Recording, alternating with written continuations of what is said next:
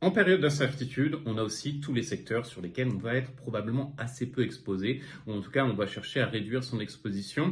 Alors il y a indéniablement, bien sûr, les secteurs assez classiques qui vont être très fortement exposés. On sait que les valeurs de la tech qui ont pu servir parfois de valeurs refuge sont quand même assez chahutées ces derniers temps, donc ça reste assez compliqué en termes de panorama. D'ailleurs, elles réduisent la voilure en termes d'effectifs, donc c'est des secteurs où généralement on va plutôt rester à l'écart. Bon, le secteur bancaire, de manière assez évidente, si on est sur une stratégie d'investissement long terme, ça reste assez compliqué avec les incertitudes qui demeurent.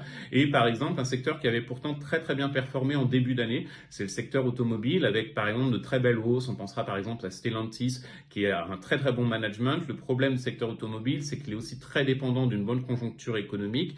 Il a aussi quelques autres problématiques, hein. Par exemple, Volkswagen est une société qui a aussi une problématique sur le positionnement en termes de véhicules électriques. Donc ça fait plusieurs facteurs d'incertitude qui peuvent s'ajouter. On est donc plutôt sur des secteurs d'activité qui sont peut-être moins résilients en période d'incertitude. Et l'autre point, c'est toutes les petites et les moyennes valeurs. Alors indéniablement, depuis le début d'année, on a beaucoup de gérants qui nous disent on va avoir un retour sur les petites et moyennes valeurs. Et indéniablement, on a de très belles sociétés dans ce segment-là, sur des belles technologies, etc.